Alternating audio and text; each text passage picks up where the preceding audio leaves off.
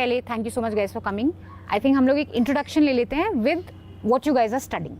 My name is Ummar Jamal. I study law at University of Kashmir. Because it's quite an interesting topic. So journalism, psychology and law. I think सबसे पहले why don't you guys tell us कि इस elections में आपके क्या issues हैं, क्या मुद्दे हैं, what are you guys going to be thinking of? Elections are being held after interlude of 10 odd years. Assembly elections. Yes. So people of Kashmir, they are a bit zealous this time around. They post 2019, they have not been able to express themselves. They see these elections as an opportunity to express themselves. So that's why you see in the parliament elections also there was surge in voter percentage. Why? People want to express themselves. So at the same time, people of Kashmir know that the UT assembly would not be able to do much for them. But these assemblies are in a way symbolic. People want to send message loud and clear to the center, whether they are happy with the August 5th decision or not. So with the result of elections, you would have realized that with parliament elections. So you have this one gentleman from North Kashmir's Baramulla constituency. He was in the jail. Engineer Rashid. जो बाहर आ गए हैं और बहुत उनके videos viral हो रहे हैं. He fought against the two biggest political figures, Ummar of National Conference, Vice President of National Conference, and Sajjad Ghani Loon, Supremo of People's Conference. He fought in the jail, but he was able to win and win with huge margin, win with 2 lakh votes. That sends a message, like what people of Kashmir feel about the August 5th decision, or what they feel about the political parties that have ruled directly or indirectly for past 7 decades. So we'll come back to this, but the main issue you think this time is कि लोग अपने आप को express करना चाहते हैं with a vote. True it is. Like they know that UT assembly cannot do much for them. Even though that the honorable Home Minister and Prime Minister, they have made promises to us that the statehood would be restored. But people of Jammu Kashmir don't think. They think that if the BJP government is able to come into power, they'll restore it. Now, if it is non-BJP government, they will not. That is what is with the abrogation of Article 370 and the way it was done. I feel like common Kashmiri felt humiliated. So that humiliation, that can't be undone until and unless some big measures are taken. What, for example, if you were to advise the government of India? First of all, you should talk to people of Kashmir.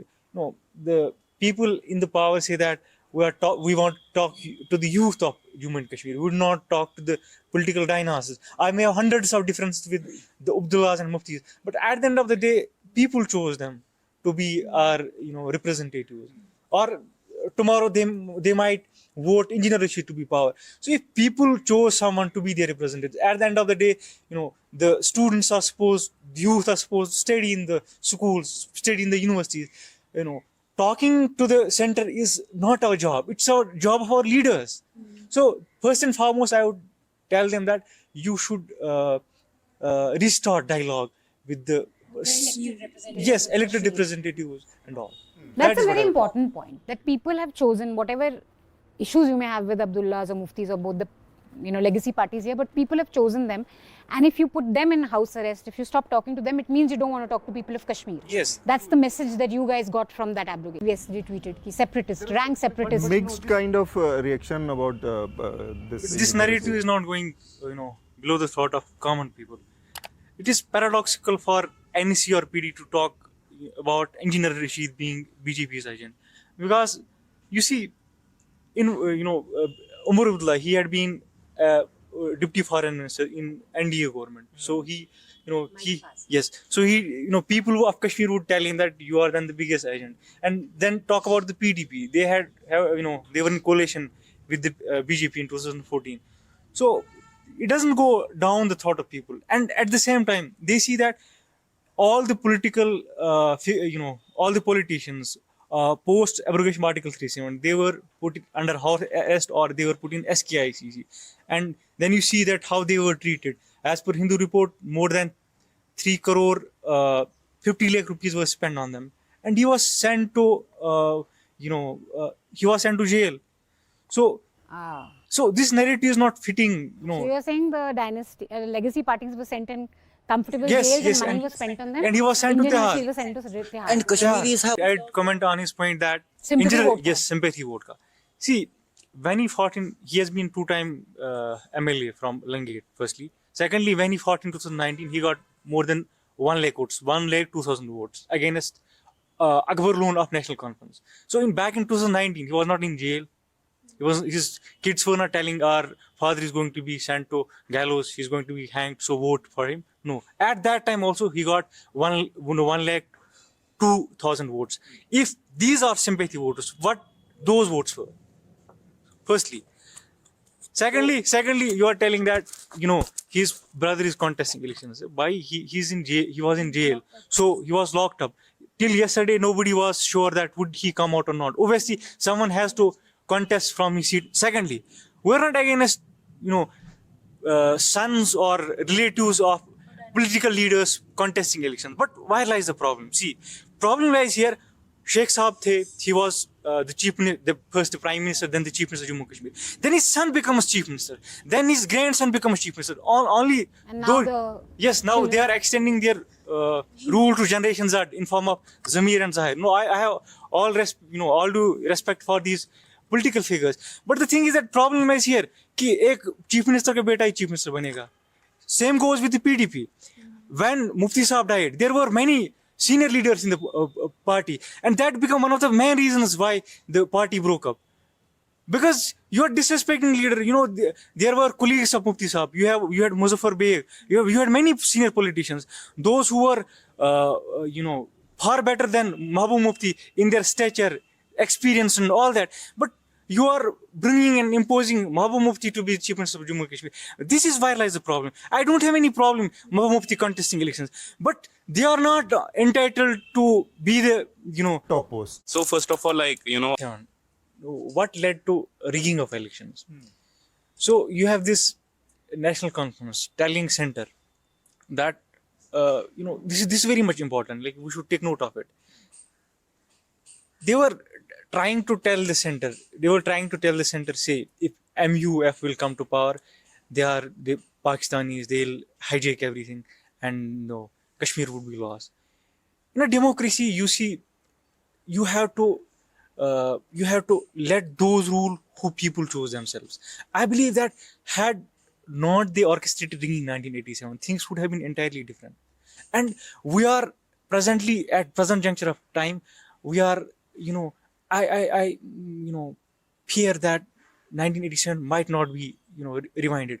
The kind of support Engineer Rashidi is getting. So let people come out and vote. If they vote Engineer Rashidi, they are wise enough. Who should they choose?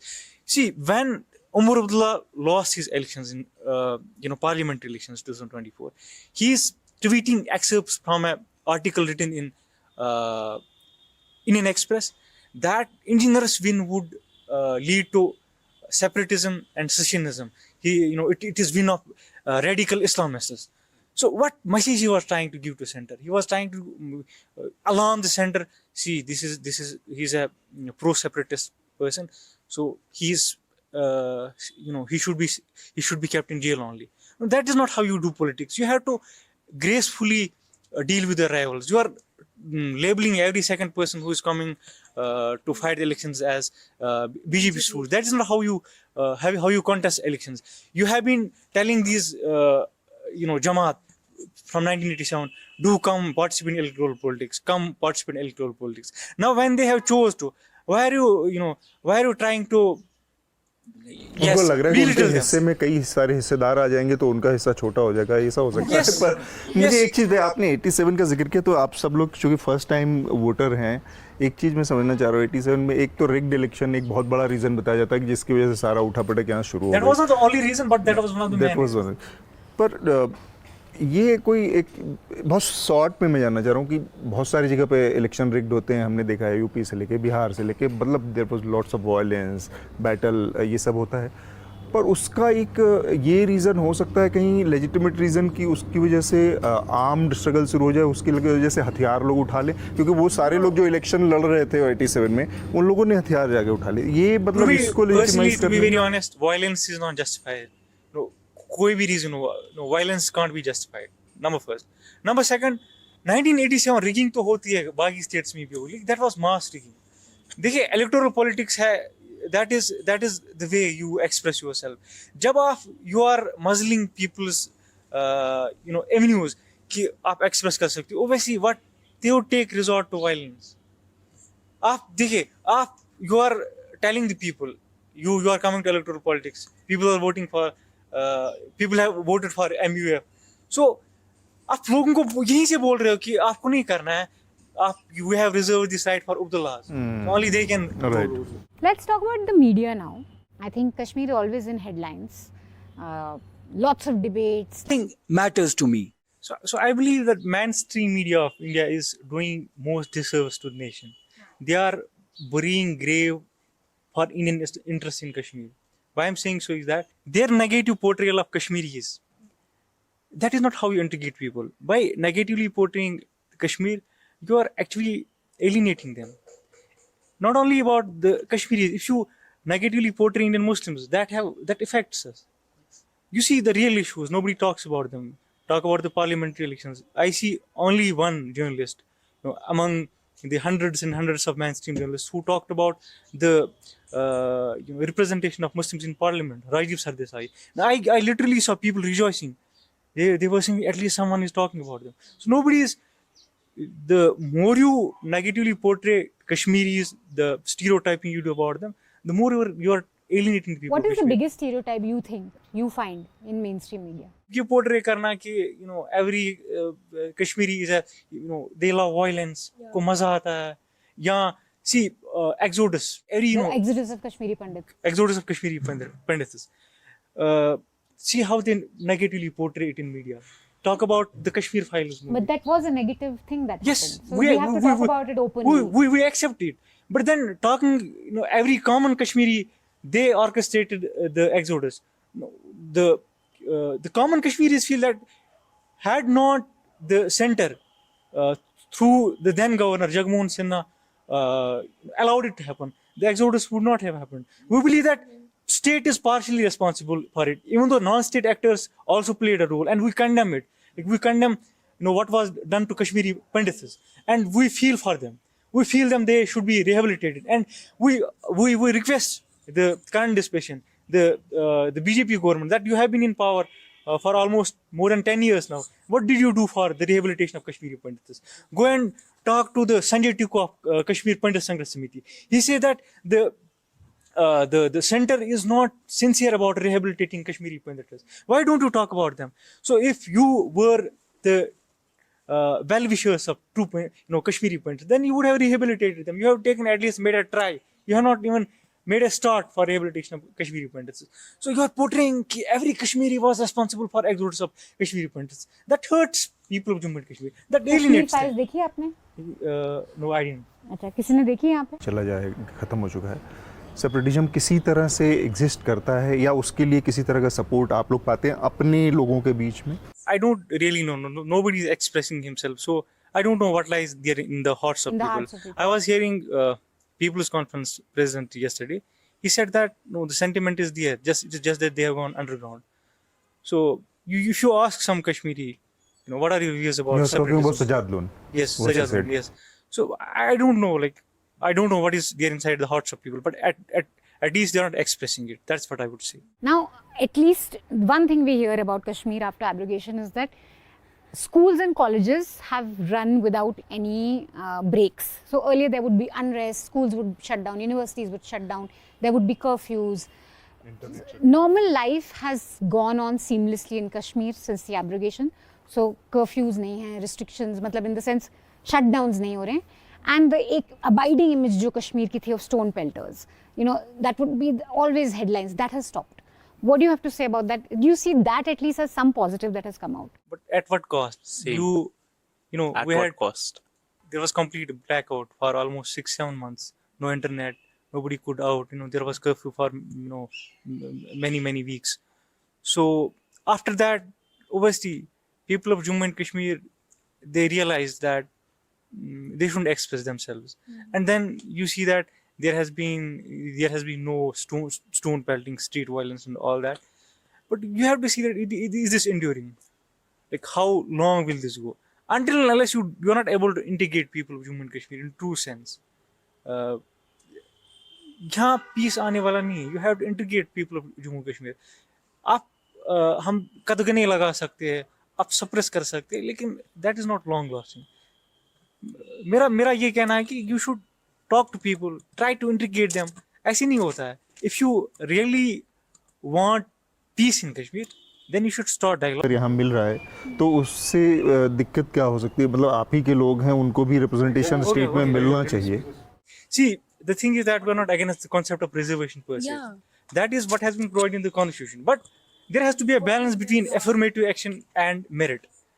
See, after new reservation policy, you have enhanced the reservation up to 70%. Then you have population of Jammu Kashmir 69% comprising of open merit. So for open merit, you have 30% of seats in government jobs and in admissions and all that. For 69% of the Kashmir's population.